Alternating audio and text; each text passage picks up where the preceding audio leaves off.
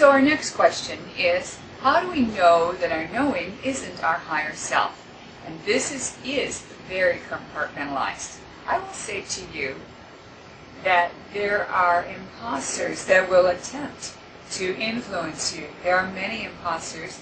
They can be external entities, they can be discarnates, they can be outsiders that you don't realize they're trying to influence you.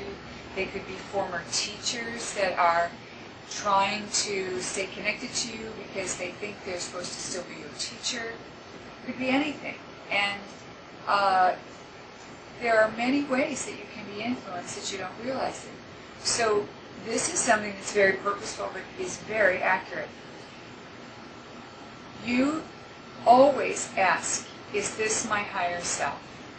You always say, higher self, is it in my highest and best good to do such and such?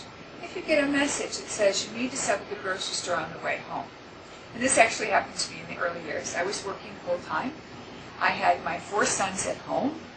I was leading a very busy life. I went to the grocery store once a week. I had menus that I followed so that when I would come home from work tired, I wouldn't have to think, and I would just look, okay, we're having tuna fish casserole tonight. Okay, I can do that. And you fix it and you're done.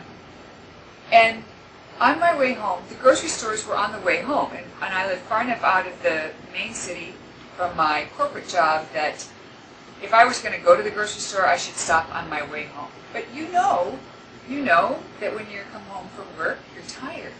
And you don't want to stop at the grocery store. You want to get home and get in your grubbies. So I got this message, stop at the grocery store, and I went home. And my response was, I don't need anything from the grocery store. Stop at the grocery store. I don't want to. Is this my higher self telling me to stop at the grocery store? Yes. You see? You simply ask the question, is this my higher self? Now, interestingly enough, if it's not your higher self, you will not get an answer.